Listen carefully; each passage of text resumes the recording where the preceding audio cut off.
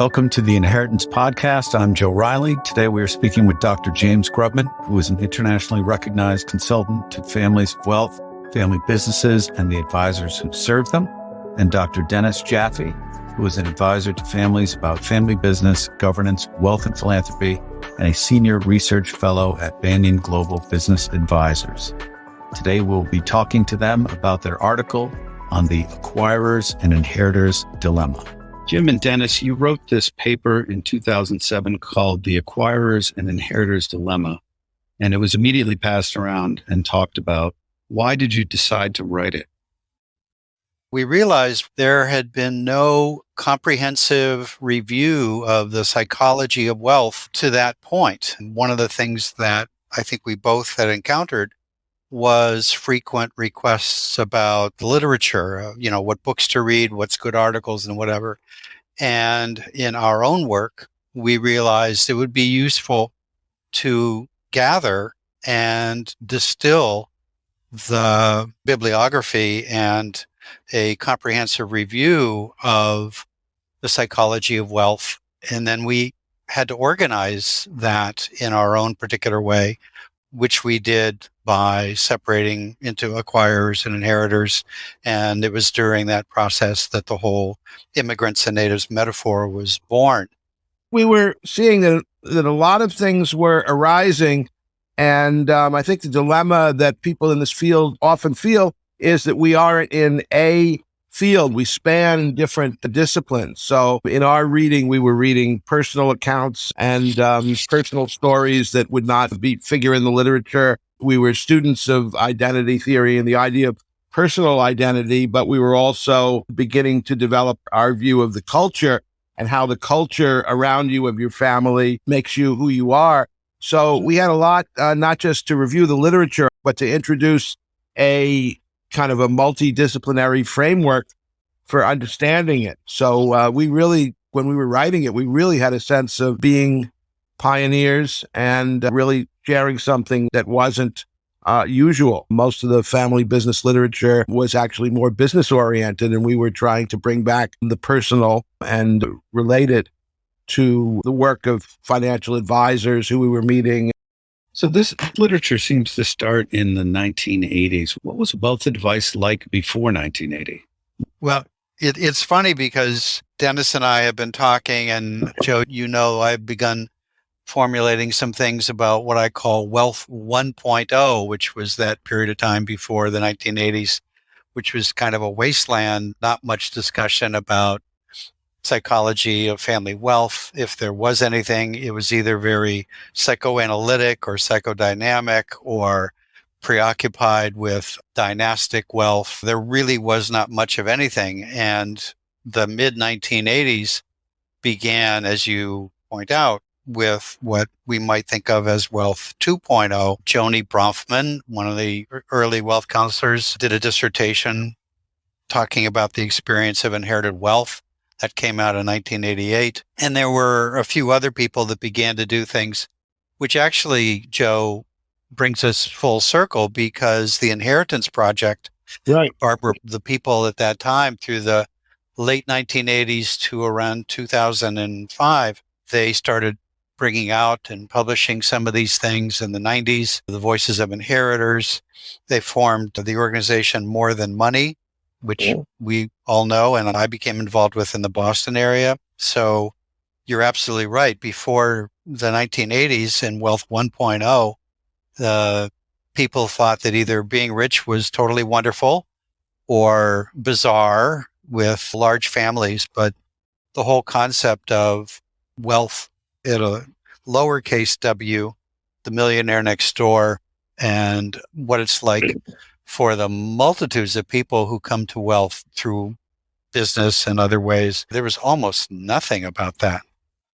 we were seeing something that now is commonplace, which is the narratives about wealth that were coming out were also, maybe the word tainted is a good, we're tainted by the worldview and the wish fulfillment and people's feelings about wealthy people and feelings about what is fair and good in life.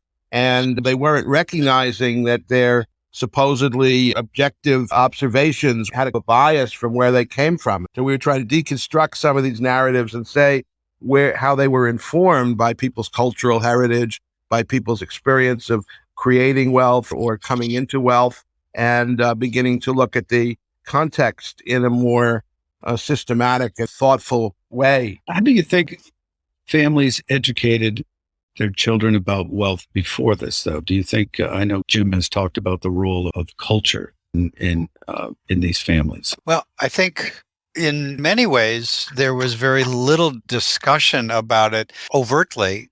I think at that time, and again, what maybe I'll call Wealth 1.0, it was more about money messages in the home. And what people thought, which is, you shouldn't talk about money. There were lots of things.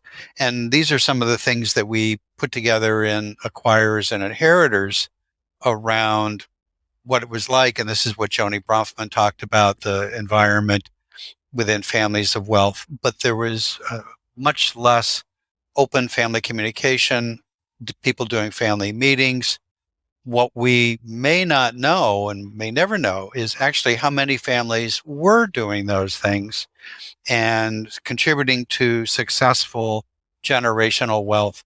But the ones that got the attention were the ones where it was not to be talked about, not transparent, little communication, not much trust, and the impact on inheritors of living in that environment. But looking back on it, I'm not sure we really fully understood the breadth of what might have been going on then.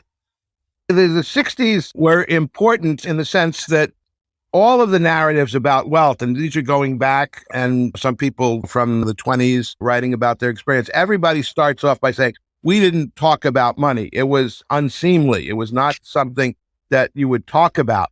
And so in the 70s, what began to happen around, Joni was part of that group, and some of the other people in the Boston area, and then some people in California began to form groups of heirs where they came together and they not only began to talk about wealth, but they began to talk about it in an ethical and a values kind of infused framework about, we have wealth, what is it responsibly that we should do with it, and how do we make peace with ourselves, because we sort of like having money, and it's nice to, to be safe and to have a house and to be able to make free choices and have all this freedom. But they were also beginning to say, well, gee, there's a responsibility, and we care about things outside of ourselves. So if we care about these things, what do we do? And so groups came together, support groups, discussions, mostly among the people themselves in networks. And then it began to seep up into the families. First, it was very combative, and the families would see it as a conflict and a kind of an argument across generations. And then more recently in the development of wealth, there's been more of a listening and a focus on alignment and understanding each other. Dennis brings up really important point here that has not been widely discussed. In a certain way, the Wealth 2.0 and the development in the 80s and 90s is a baby boomer phenomenon. There was the rise of the boomer generation coming out of the 60s, wanting to talk about things, progressive ideas, wanting to wake up and change the world.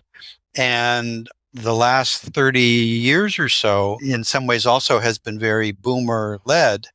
And I think, maybe as we'll talk later in the podcast, the transition to the next phase, what I'm calling Wealth 3.0, seems to be starting to be led more by a positive focus, by millennials, by the next generation. And so I think this whole field has been helped to be developed by many of the phenomenon of the baby boomer generation in many areas, and they transformed this field and has left a legacy of transparency, openness, communication, many of the things that we helped pioneer compared to the more silent generation.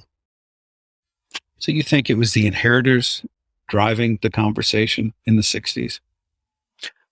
I think it was two things. Inheritors may be more 60s and 70s, but we also have to keep in mind the tremendous rise in wealth creation that particularly began in the early 80s, the start of the bull market in 82, the 80s and 90s, with a tremendous development leading to the dot-com era. There was much greater wealth creation. So there was some movement from the inheritor side, the natives. And then the 80s and 90s had this tremendous impetus of acquirers. And I think that actually by the year 2000 and the dot-com era, the confluence of those two major elements is part of what led to the opening up of discussion about family wealth. The early groups were kind of isolated. They weren't, really focused on parents and kind of dialogue in the family. They were saying, well, when we get the money and when we have control over our trust, we will do these things. They weren't initially thinking we're going to work together in our family. There was a kind of a disconnect. And I think now that wealth acquirers, for example, in the 80s and 90s became younger, they were basically boomers themselves. And so they internalized, well, gee, I have now created all this wealth. How do I come to terms with it? I was a radical in school, and I protested the Vietnam War. And now here I am with all this money. What do I do? The generations began to find some common purpose and connection. And I think they kind of woke up and kind of discovered each other. And instead of just having these networks of a dozen inheritors getting together and talking about their pain and how they were going to come build their lives, they began to have these conversations in families. And that's where wealth organizations came in, financial institutions began to convene these family conversations, not just the differences, but some of the commonalities began to come out, and families began to say, gee, we do share some things, and we do have some things that we both generations care about that we can build upon. We have to remember that in the mid to late 90s, one of the major accelerants and catalysts to the field was identification of and discussion about sudden wealth syndrome, the coining of the term on the West Coast with Joan DeFuria, Steve Goldbart, others. Sudden wealth syndrome had never been talked about. There was only just, old money and new money. And it hit the papers. There were books. Susan Bradley's book, Sudden Money, came out around that time. And so there was the rise of the voice of the inheritors who were willing to speak up as early boomers. And then there was the rise of acquired wealth and tremendous wealth with the internet boom. Mm-hmm. And all of a sudden, wealth was on the front page. So let's define these. What is the acquirer's dilemma? Well, the acquirer's dilemma stems from, I think, the fact that acquiring wealth is either a total obsession as you create a business and you don't say, I'm going to create this business and make lots of money. You start a business or you start up something and it becomes lucrative, but not necessarily liquid wealth in the sense that you acquire value, but you can't sell it. So people were getting wealthier and wealthier, and their experience of themselves was as a scrapping. The other source of wealth sometimes is people that, celebrities are a good example of that. People that are very young and all of a sudden, boom, they're rich. They have $200 million contract or something. What do? We began to see that this is not just an abstract dilemma. This is a real something that really touches the core of who you are. The fact that you now have money, you have all the money that you could ever imagine in your life and could ever use in your life. How are you a different person? And we began to see the acquirer's dilemma is that there are different ways in which you experience that. You can, as Jim wrote in his later book, Strangers in Paradise, you can kind of jump over and become a kind of a nouveau riche person with every gadget and every accoutrement of wealth, and just kind of have a wonderful, expressive life around expressing yourself with wealth. Or you can say, I'm still the person I was. I'm still the guy from Brooklyn, and I'm not going to be wealthy, even though I am wealthy. I'm going to be, hang out with my friends and not change my life and not buy a new house and kind of deny it. And so these were the process of saying, how does this fit in my life as a positive, real, foundational force in who I am? And the acquirers had the dilemma of the fact that they had already formed their identity without having wealth. And now all of a sudden this thing was in their lap. How did they bring it into their lives? And then that's the acquirer's dilemma. And why do you think it's harder for them to incorporate this new identity to their life? Oh, it's funny because later when I looked deeply in the cross-cultural literature, your question actually was front and center, which is when you move from one culture to another and you already have a formed identity in the culture of your birth, how do you make that transition? And it was the cross-cultural literature which later showed the way for us, which is actually there's a finite and known number of strategies that people go through or can choose from when they have to actually solve that dilemma. I have a formed identity. I now am in new circumstances. How do I do this? And what we discovered was the choices are you can deny it and avoid it and say, as Dennis just said, I'm still a middle class person. I just happen to have a lot of money, which means you keep your identity and don't make any adaptations to it or adjustments. You can drop your identity, which we remember the book Great Gatsby is like he eliminated his entire past and that it was just all about being a rich person in the present and the future. Or what cross-cultural psychology has taught us, the best situation is a blended middle ground of integrating it, where you have your identity, but you make adjustments to it and you gradually form a new adapted identity to the new environment. And this is what Dennis and I have seen with individuals, with couples, with families.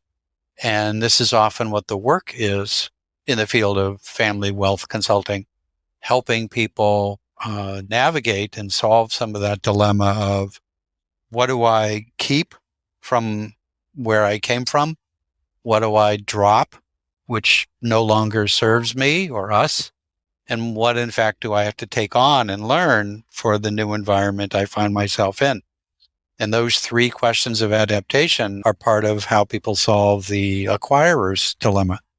And I just add that it's personal. For example, you become really wealthy, and let's say you have brothers and sisters. With wealth comes status and power. So how do you relate to now your older brother who you always looked up to, and now he's kind of maybe ashamed or feels one down because he doesn't have money? And how do you talk about, well, how do I help? What if your parents are kind of radicals and you have money, and now they've always said, well, the wealthy are bad and evil. And you say, well, hey, I have a startup and I have all this money. Am I bad? Or, Yes. And so there's that. There's the people that you grew up with. Sports celebrities have this great dilemma where they feel responsible to all their kind of gang that they grew up with. And so they put them all on the payroll, and then their career doesn't last very long. So what happens? How do you ask them to be accountable, or how do you ask people to kind of pitch in and help? Or what happens if you use it all up? There are the social dilemmas. It's like you say, well, now I'm rich, I'm going to join a country club.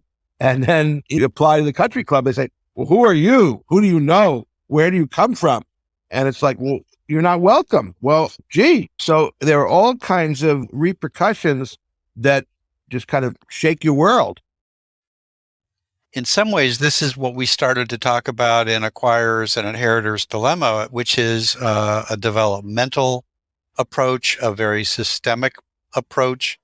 The idea that you enter a new culture when you become wealthy, and a lot of people are unprepared for the magnitude of the cultural transition, including the fact that their older brother or their parents or their friends from high school, they are left behind in the old culture, and you have to straddle.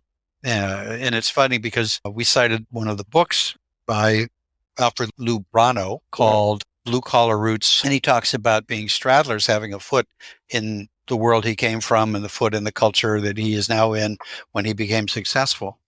And the idea that the complexity of the cultural transition, the many dilemmas that people have to solve and go through, but it's not about the money, it's about this major life transition that acquirers go through when they become wealthy. I always thought Gatsby was an interesting case of somebody who had become unmoored because the life that he created was the life that he thought his ex-girlfriend Daisy would find appealing, would differentiate him, the old money ideal, which was Tom Buchanan. And so what you see is somebody who had kind of lost his moorings and tried to create a facsimile of what he thought would be appropriate. I would say he didn't build an integrated wealth identity. So despite his external wealth, his internal life was empty. And he was trying to use the external life to get the internal connection, but he was trying to build it in an old relationship rather than in a new life. And that's the tragedy. And I think the relevance of that for many people is, so how do you make this adaptation? And for some people, they layer on what general society often really calls a very toxic culture and approach. Well, that's how rich people are. They just lose themselves and they blow all their money and they don't think about other people. And so the idea, part of what Dennis and I wrote in the article and have done since then, is the idea of not only is that not the only option, it may actually not be the typical or normative option.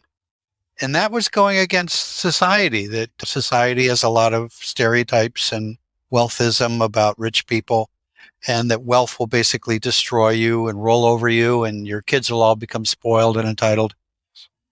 And I think this also, maybe to move the conversation forward, this planted seeds that we still are living with from that era, which is a fear-based negative kind of approach, which is be careful when you become wealthy because your kids are going to be destroyed by it. You either have to protect everything by wrapping up the money in trust so that they don't make decisions about it. Don't tell them trusts are coming. There's a lot of what keeps you up at night kind of focus still for advisors and for many families in a way that people say is legitimate. It's like, oh yeah, you really need to be careful because you become rich is going to destroy your family, shirt sleeve to shirt sleeves in 3 generations. You got to offset your kids being entitled. So let's talk about how you can prevent the likelihood of that. And feeding those fears, I think is a legacy of Wealth 2.0 in the last 40 years. And I think we're now beginning to rethink that and say they are legitimate fears in the sense of I can understand why you might worry about that, but they may not be as valid or well-founded as we have portrayed. And I think that's very important. And I'd go even further. This is where a psychological mechanism comes into play. When you look at how people of new wealth and people who have no wealth are looking at inheritors, entitlement, it'll spoil them. That's what we call a projection. And what I would say is that is an example of people that are new to wealth, acquirers, not understanding that this is their problem and kind of projecting it onto their children. Yes. And what does that mechanism do? The mechanism then leads them to be secretive, to not prepare their children, to not treat them respectfully, and to not understand the integrity and the honesty of their motives and concerns, and to kind of say, well, you just want the money. No, I want to understand. And there's a whole way in which that dynamic plays out in a dysfunctional way that I think Jim and I and people in the field are trying to help families kind of own these experiences more deeply and then work together in a more realistic way, not in a projection way and not in a way where we don't see our own role in it, to create a positive culture in the family and a positive way of being wealthy and being responsible and caring for more than yourself. In order to engage with the families, if I'm hearing you, is that you need to illuminate these patterns and make them aware of what they're living out and maybe how that could be changed. And then start a new kind of conversation in the family, not just, oh God, this is not right, but then say, well, now let's get our conversation on track and join hands and engage each other and try to create a synthesis that we're talking about blending cultures. We're talking about reaching kind of a new synthesis in these families, not either or, either have wealth and be incomplete or have pretend you don't have the wealth, but how do we use the wealth in an integrated kind of positive way to make a difference in our lives and in the lives of people that we touch. Great point. Yeah. And what is the inheritors dilemma? And what Dennis mentioned that the acquirer's dilemma is, how do you integrate wealth into an identity that was formed before the wealth? The inheritors dilemma is the reverse, which is the wealth is there before identity. And so for natives of wealth, the question is, and for their parents especially, and I think we need to talk about parenting and some things with that, the idea of, well, how do you form a strong, good, independent identity in the environment that you come into where wealth is there already? This is the land of your birth. This is not where you migrate to. And what we talked about in 2006 and 7 in the article were some of the challenges that occur and how families actually have difficulty with parenting and the lack of transparency, the lack of communication, things we've talked about, and the impact on parenting, which we also, Dennis and I and some others have emphasized, goes back to the fact that parenting itself needs to be adapted when you become wealthy. And for many immigrants to wealth, they don't know how to do that. They actually don't know that they need to do that. Some of them believe that you shouldn't do that, that raising kids middle class is the best way to be. And so they just try and enforce that even though circumstances are different. So the inheritors dilemma is, how do you grow a good identity in the face and the environment of wealth?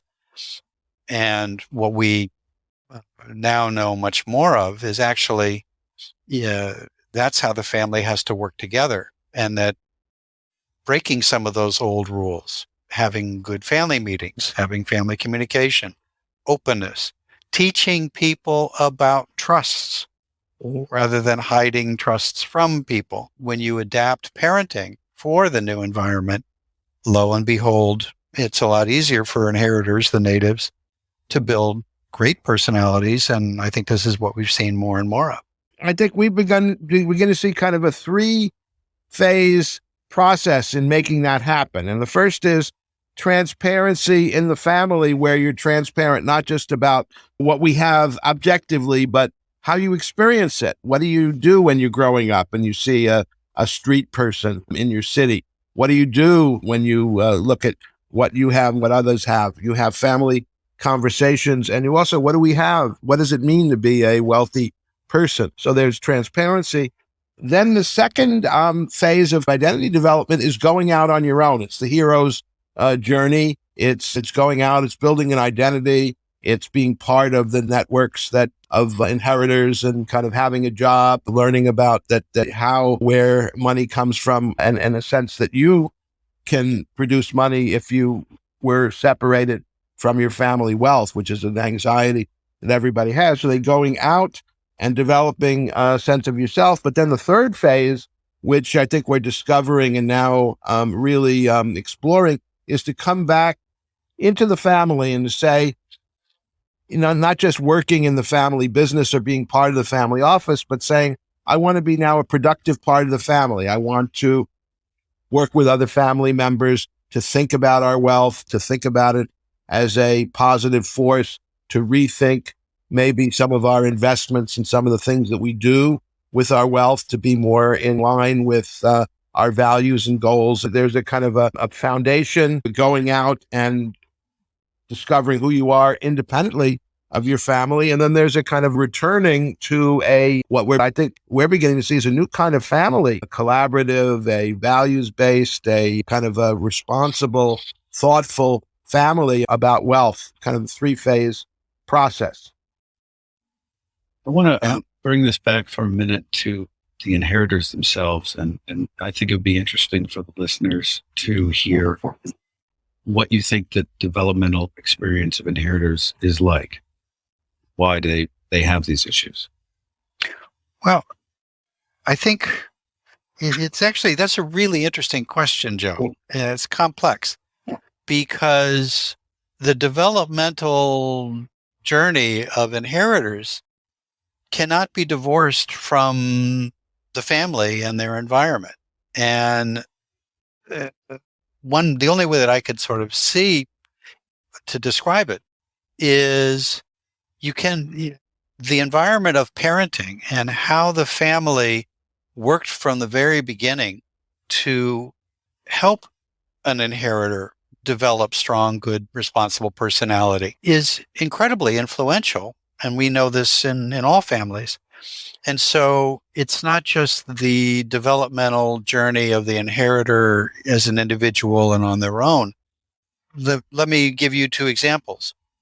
Suppose somebody grows up in a family with very traditional views about wealth of you don't talk about it, you have to let advisors handle most things, you don't need to develop skills with it, you don't need to know about it, and all that then would produce.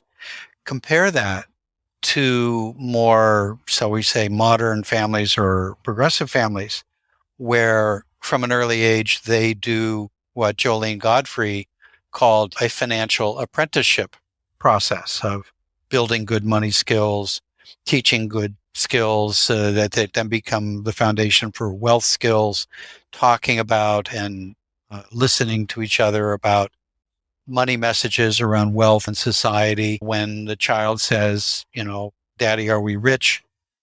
The dad responds in a way that's open and discusses things rather than say, we don't talk about that. Or even worse, I am, you're not.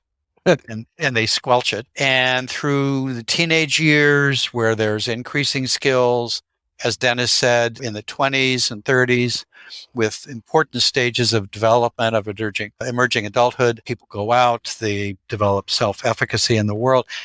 The personal development of the individual cannot be divorced with whether or not they were nurtured to understand and live with wealth by the family. And I think we know more and more about that. There's been a lot of talk about the new meritocratic pressure on children and the way that children are raised nowadays. And I'm curious how that affects the wealthy child. Many children feel that they're appreciated only for their star qualities and only for their achievement. I'm actually really familiar with the research on that, and it actually is not what we think. Sunia Luthar, who has done a lot of good research in psychology, looked at that impression and belief, and in some research came out about 7 years ago, she found that those children, adolescents who were highly scheduled and the meritocratic pressure that you described, Joe, that those kids, if they had critical parents who were highly demanding, high expectations, but not very supportive, they were the ones who suffered from the influence you just described. When she looked at families where there were the same level of scheduling and high expectations, but the parents were supportive, she did not find the negative consequences. It actually was not the overscheduling and the high pressure. It was how does a parent react to it that made the difference. So what do you mean by support? That they understood when kids were under stress, they gave them times to rest and recuperate. They praised good progress. When a kid was having difficulty, they didn't punish or say, suck it up and you just got to try harder. They were supportive parents, like any good supportive parents. And when kids were able and allowed to succeed with support, they actually did fine.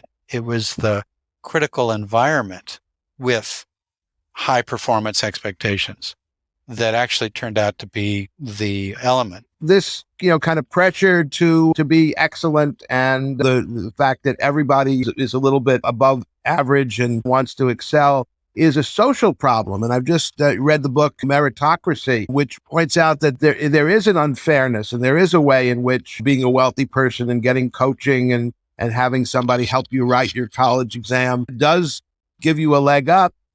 But the corresponding thing that's happening is that there is pressure now on the selective schools to question their standards. There's pressure now to kind of open up the selection process. There's an understanding that in professions, the idea that we want people that fit our culture means that you systematically exclude people that are different, and beginning to open up recruiting, the ways in which people become important and influential and successful in commerce and venture capital, law firms, professional field. All of those things there's an identity dimension of allowing people to succeed and find out who they are, but there's also a social problem. In fact, parents pushing their children, there is an unfairness in society, and there's an instability, even when you're a member of the high wealth classes, where you can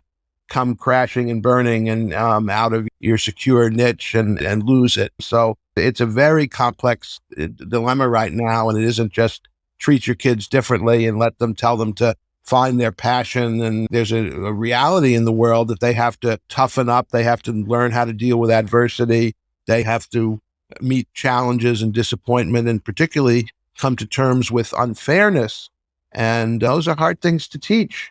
I got up on a soapbox. I think in some ways, what we're going back to and focusing on quite a bit through this conversation is the idea, a lot of it really is a difference with parenting, and that those who come to wealth have to understand how to navigate some really difficult dilemmas.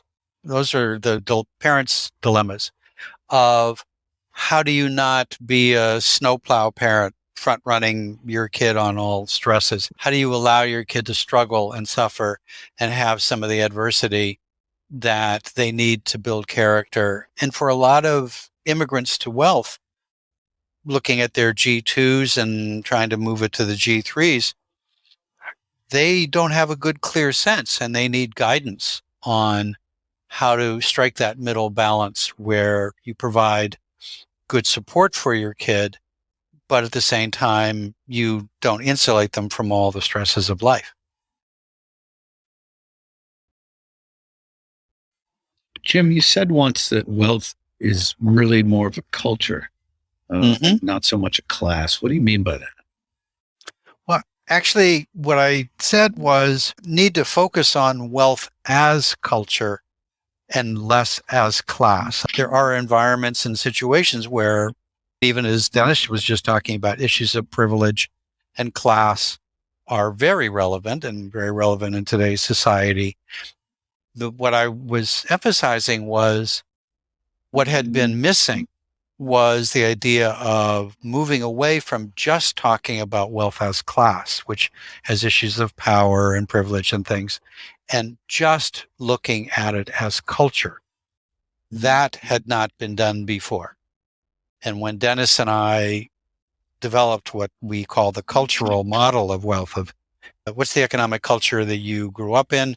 What is the economic culture that you now find yourself in? That had not been done before. Wealth as class had overshadowed the discussion, and we teased out the cultural element and therefore the cross-cultural element and its migration or impact on what culture do you grow up in. Do you mind just talking a little bit about this concept that you have of the immigrants to wealth? The idea is if you are born and raised in one socioeconomic culture, and over the course of your lifetime, you become very wealthy and you then inhabit the proverbial land of wealth, a very different economic culture. You have migrated. You have many characteristics of being an immigrant who goes from a land of scarcity and adversity and difficulty to a much more abundant land. And so first generation entrepreneurs and wealth holders who make that journey are immigrants to wealth. And what we immediately then saw is those then who are born and raised with wealth, they're not immigrants, they're natives. This is the land of their birth. And the very different life experiences and dilemmas of immigrants versus natives is what we wrote about. And an interesting observation that somebody made in the U.S., for example, there's a lot of examples of immigrants who have from different ethnic groups, India, Asian, that have, been successful, and saying, well, now does that show that the Indian culture, Asian culture somehow produces success? And somebody said to me, well, you're not looking at average people from these cultures. You're looking at people that were uprooted or uprooted themselves to come into a different culture. So they have, kind of gotten their spurs and created a developmental, kind of move from one culture to another. So they have a kind of expertise and a competency in culture change that now suits them for moving up and becoming successful within a new culture. And it's a very complex process. And I think our literature and our mythology wants to put that success factors inside the individual. So we talk about what's the competencies, what's the habits of success, what is it, what is it inside? Is it grit? Is it, leadership presence? Is it what that makes that? But actually it's the ability, it's more external factors and how you meet them than something inside you that makes you successful. To add to that, when I was writing Strangers in Paradise and taking a deep dive into the cross-cultural psychology literature, one of the things that I did a lot of reading on was the fact that the nature of the different types of immigrants, because actually people who go from one land to another, they're actually different types. There are asylum seekers, there are expatriates, there are immigrants who purposefully set out to the new land.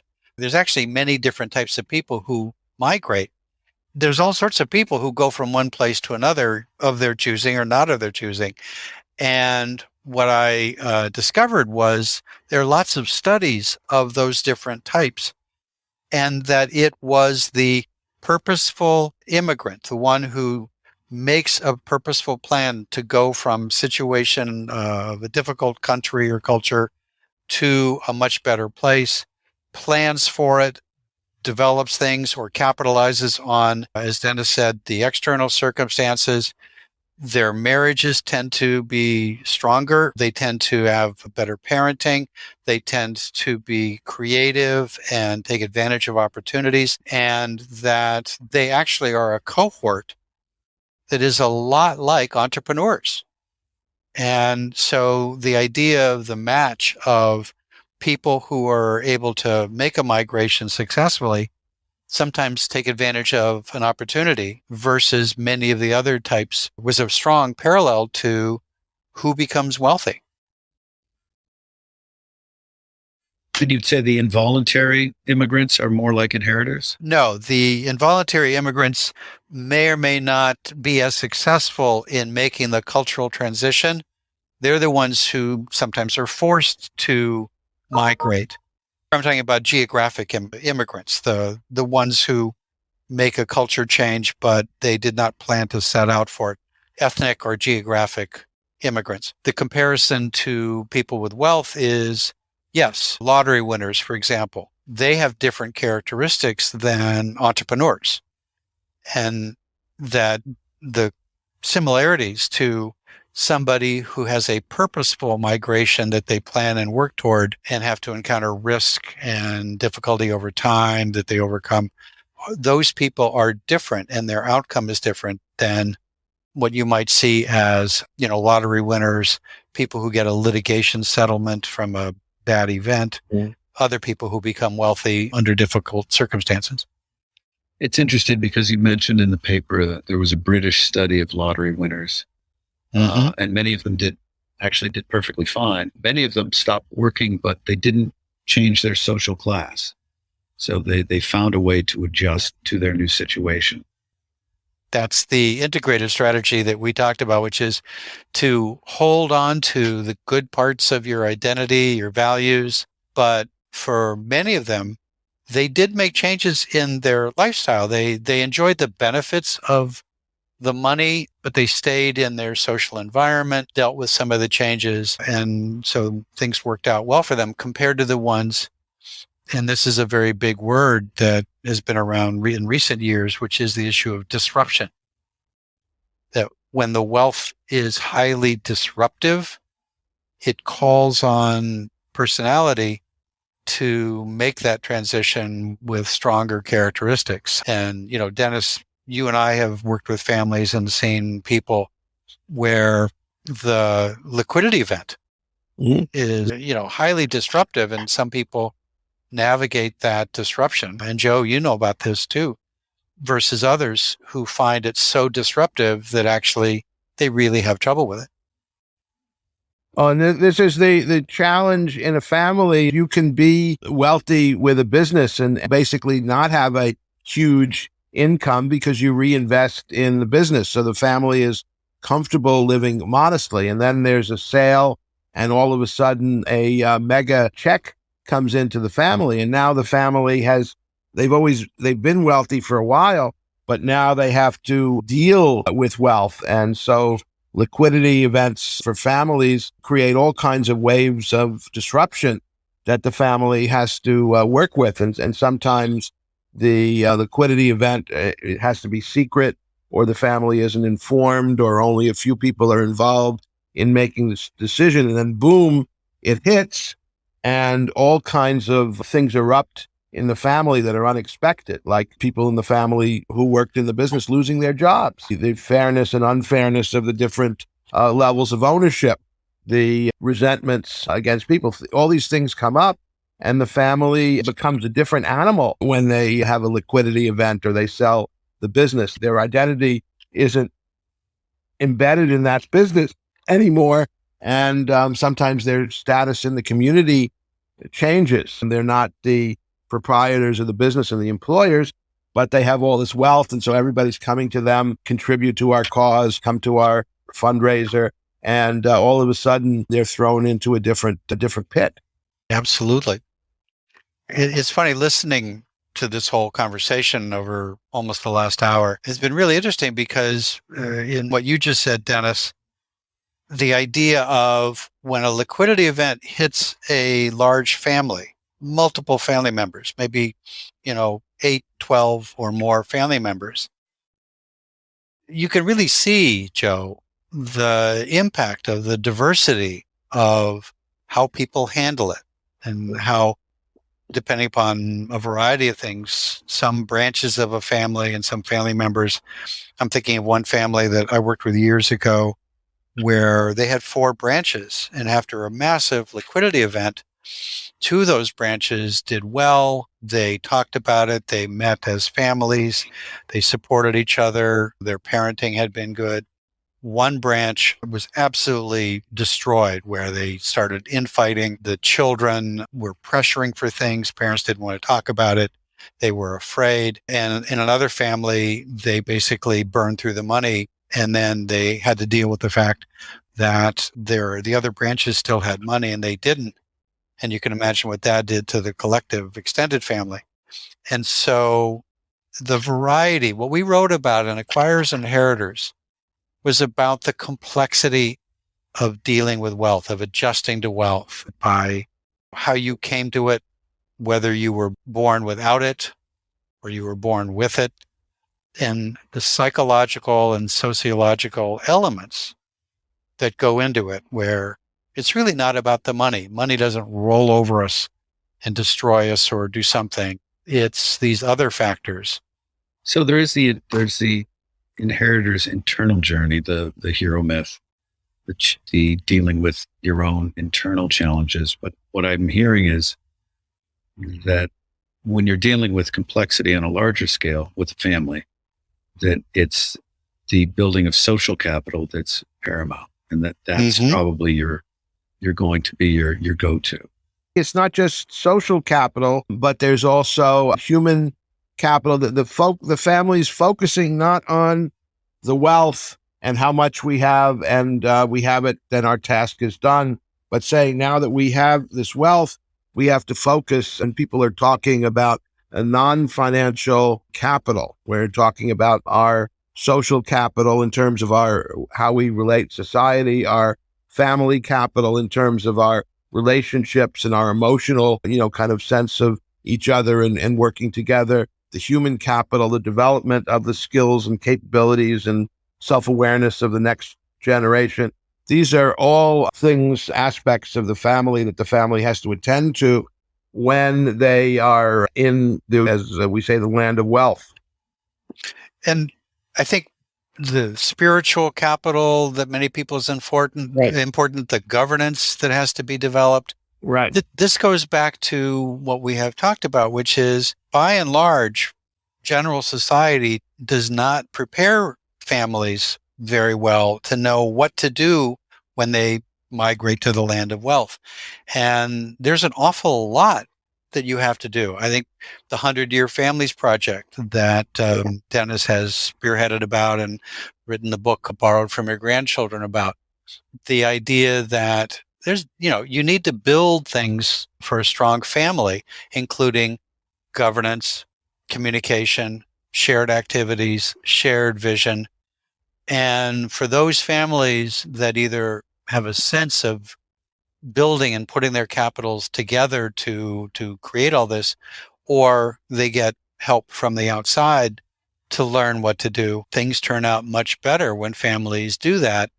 It's not about the money. It's how do you deal with the money and incorporate it into life of the family. Go ahead. These are not problems that 99, maybe 99.9% of the world have to deal with. So they're not sympathetic, and B, they don't really understand how difficult and how important they are. And this is an aspect of working with wealth that is not something that, is generally that other people can really understand or comprehend. And there's a kind of a sense of specialness, secretness, misunderstanding that comes up in the practice in developing these super wealthy families.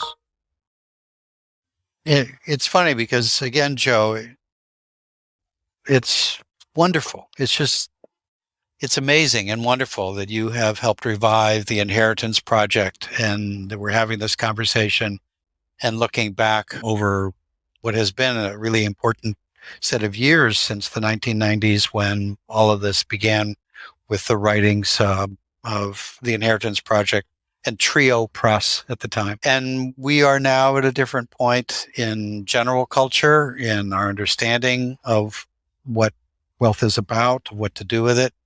And we're kind of coming full circle of making sure that the voices, particularly of inheritors, are heard. But I think there's a whole new generation of voices that also are dealing with it differently. We know about the rise of social impact and weaving in impact investing, the integration of wealth with family and philanthropy and business in a more comprehensive, integrated way. We've come a long way. And I think we want to give you a lot of credit for spearheading the development of this and making sure that the voices from the 90s are well known, but now we need to get the voices of the 2020s out there too. Thank you, Jim. It's an ongoing conversation. Now, Jim, where can people find you online? Do you have a website? I have a website at jamesgrubman.com. It shows articles and events and podcasts and videos of various sorts of things and the books. And so people can find me there and do some learning. I have DennisJaffe.com, and it's a repository for articles and tools that are all in that I put in the public domain, and they're available for anybody to download and use, because I really believe that this work is important and I want what I've done to be useful to other people. So it's out there. Excellent. Well, thank you both, gentlemen. Thank you for having us. It's been a great conversation. Thanks for listening. Please subscribe or leave us a review on Apple Podcasts. We appreciate it.